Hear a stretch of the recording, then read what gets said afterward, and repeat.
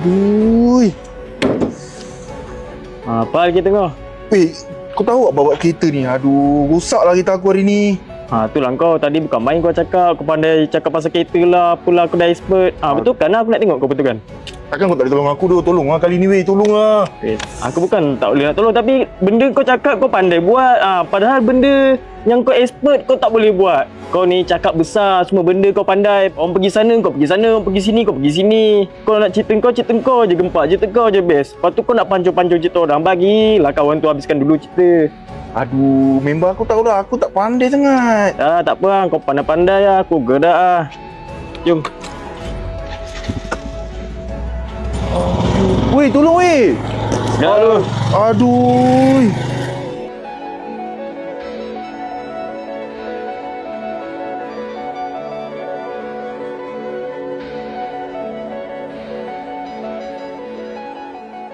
Mana ada? Kau tak, kalau okey family aku tak ada nak makan situ. Kalau okey mesti makan situ punya. Ini diorang pergi mamak lagi bagus daripada makan situ. Buat apa? Family kau pergi pangkul lepak mamak.